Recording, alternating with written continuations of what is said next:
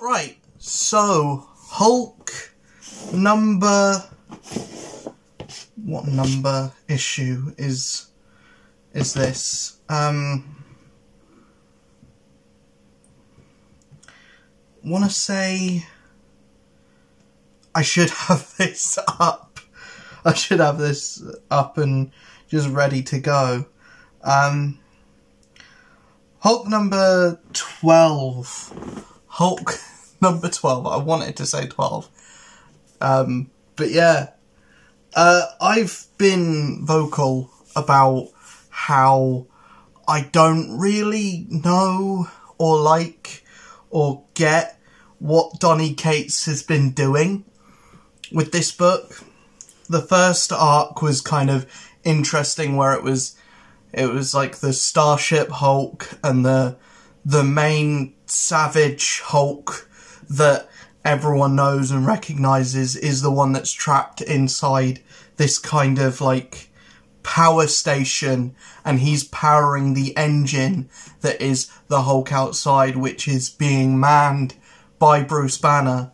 And it is a fucking crazy idea of doing this, but the way that it's being presented is really fun, cool, interesting, and I don't think this book would have been nearly as enjoyable if there was anyone else on art. Ryan Ottley, the way that he draws the Hulk, the way that he draws, you know, big characters, the way that he draws muscles, the way that he, you know, the way that he draws other Hulk-like characters, the way that he draws aliens, and the way that, you know, he expresses a world is exactly the kind of art that I like, and exactly the kind of like comic book style that really gets me engrossed in a story. So even when I haven't been that interested in what has been going on in the writing side of things, and it feeling like Donny Cates has kind of done an arc where it's building up to Titan, and it's Bruce Banner basically, and it's Bruce Banner's like trauma of from his father that's being reciprocated or being shown in like a new form. That's something that was interesting in the first arc, but then you're doing the same thing again in the second arc. But yeah, I kind of liked issue 12 as much as this arc, or even the last arc, and even like the Banner of War stuff, I thought was just a bit of fluff. I just thought it's a summer blockbuster, and that's what this is. And now reading it like that, it made the most recent issue all that more enjoyable, because it is kind of, yeah, it's dealing with Bruce Banner's trauma from his father and his ultimately his fear and his, you know, not wanting to become his father. So the idea that the Titan Hulk or the Demon Hulk or whatever is David Banner, is Bruce Banner's dad, just in like a Hulk form, and it's what happens when his dad takes control, you know, and all of the stuff that we see throughout the book, kind of to illustrate like how Bruce Banner is trying to stop his father from taking control, but ultimately loses by the end of the issue. I think a lot of it is interesting, and I think a lot of it is well done, and I think the reason why this issue is so much better than the last issue is Donny Cates is back, and it's Donny Cates doing what Donny Cates does best, which is writing a big story. And when he gets to the end of an arc, or the end of something, or the culmination of something, it is big. And you can kind of tell that he wanted to play the long game, or he wanted to tell a bit more of a story. And he wanted, like, instead of doing an arc, then an event, then an arc, he wanted it all to be kind of one big thing. Because it does feel, as much as this issue was the best in the run, I do feel like we're getting to that point where next issue's going to be the last one. We're kind of rushing to get to the end. As much as I'm interested to see where the book ends off,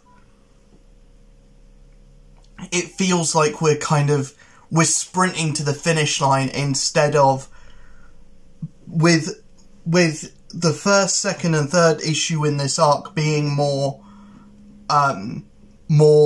chilled out, being more grounded, not grounded, but being more like just world development for this Hulk planet, and being like downtime almost, because we had big event where like there was tons of shit happening, and it's almost like he wanted, you know, to spend more issues on the Hulk planet, which is why there were 3 issues of downtime, because I think Donny wanted like 3 or 4 issues to kind of deal with the Bruce Banner versus his dad thing. But he's not getting that, so it is kind of feeling a bit rushed, and I'm interested to see where the book ends and how the book ends, but I'm also scared to see how rushed does the finale, or does the ending of this run actually feel. But overall, I think this whole run hasn't been my favourite. It hasn't been the best thing since sliced bread. But I think that's fine. You know, it's a Hulk book, and coming off the back of Immortal Hulk, you're always going to struggle. Because as much as, for me personally, that wasn't my cup of tea, I don't like seeing Hulk being this, like, body horror kind of deep introspective kind of Stephen King novel kind of thing.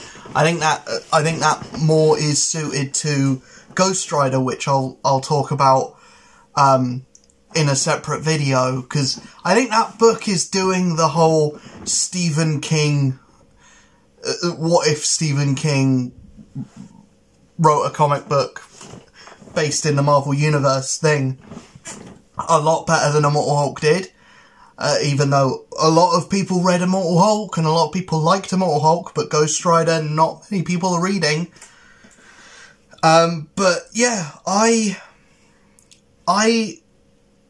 for not being the biggest fan of this, I can appreciate what Donny Cates has tried to do. And I think I went into this book with a lot of high expectations, because I was like, how, from what Donny Cates did with Venom, and how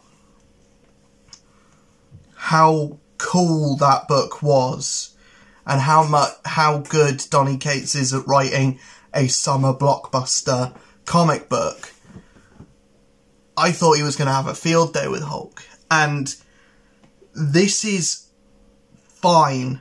There are ideas here that are interesting, and I think the whole Starship Hulk thing, I think the way that it's being presented is okay, but I think separating this book from the Hulk mythos and kind of creating your own new stuff, which none of it is that interesting that it's going to still be a thing coming out of the book. You haven't introduced like super cool new villains. You haven't introduced like super interesting side characters either. And I think that's the biggest letdown of the book, is that there aren't any really cool side characters. It's pretty much just Hulk and Hulk alone. But yeah, we have to see what happens in the next issue, and we have to see if there's a Hulk book coming out after this anytime soon, because obviously there's gonna be a Hulk book after this. But what is that Hulk book gonna look like? Who's gonna be writing it? Because I have, as much as I think Christopher Cantwell would be a better suit for Black Panther, especially where that book ends up, I would love to see what his take on Bruce Banner would be. I would love to see him doing this, especially after him writing Iron Man. I think he can do. I think he can do Broken, and I think it's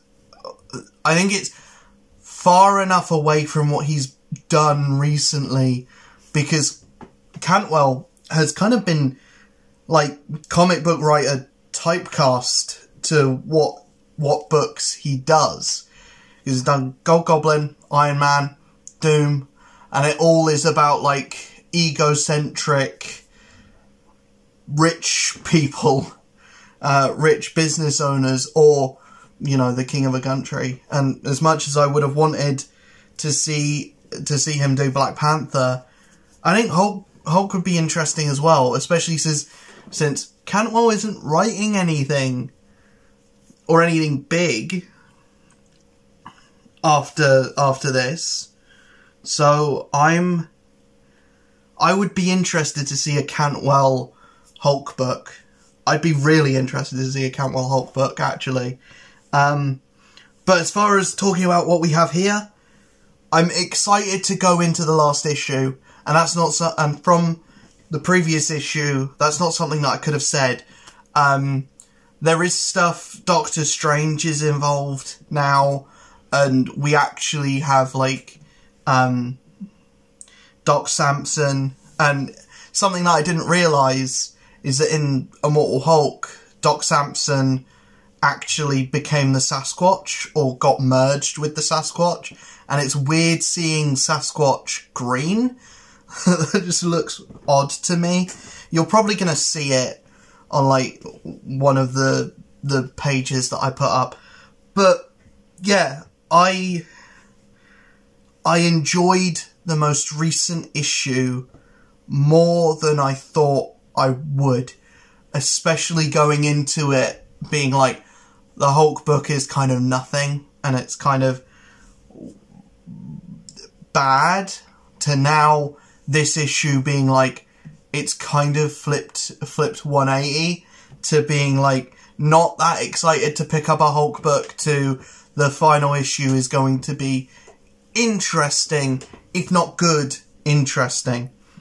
I don't think they're going to kill off Bruce Banner, for real, because, you know, there's no reason to. The reason why I thought they were going to kill off Black Panther, or kill off T'Challa at the end of that book, was because of where that book was leaving him. They haven't, and I think it's more interesting for that. But I'll talk about that. I'll talk about the final issue of Black Panther when I get to it, because I just did a video on Black Panther, so on the Black Panther book. So I've got to wait a while to talk about the next issue, because I can't do Black Panther back to back, because that would just be weird. But yeah, Hulk, good issue, good comic. Yeah, I And I just like that the cover is like a parody of the issue 9 cover. That's kind of fun. But yeah,